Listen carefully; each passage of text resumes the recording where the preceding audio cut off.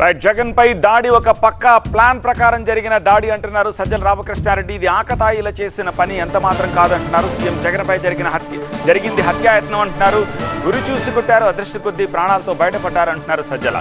ఎవరో రెచ్చగొట్టి కావాలనే ఈ పని చేయించారని, ఎవరినో ఇరికించాలనే ఉద్దేశం మాకు లేదు అని సజ్జల అంటున్నారు. దీని వెనుక బోండా ఉమా ఉన్నారా, చంద్రబాబు ఉన్నారా అనేది పోలీసుల విచారణలో తేలుతుంది అంటున్నారు సజ్జల రామకృష్ణారెడ్డి.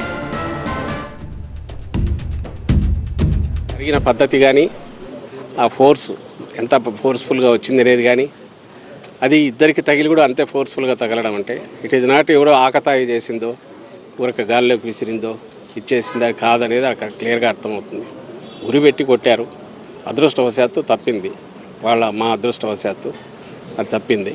మేము చెప్పగలిగింది ఆ incident pre planned, pre meditated attack అనడానికి కావాల్సిన ఆధారాలు ఉన్నాయి.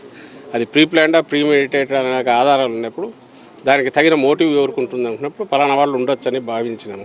వాళ్ళు కాక ఇంకోరెవరో ఉండొచ్చా, అంతకంటే చంద్రబాబు నాయుడు కంటే ఇంకా పైన ఎవరైనా ఉన్నారా, నాడు చంద్రబాబు నాయుడు కంటే కింద వాళ్ళు అనుకున్నారా, ఇవన్నీ ఇన్వెస్టిగేషన్లో తేరాల్సినవి. మేము జరిగింది దాడి, అది హత్యాయత్నం.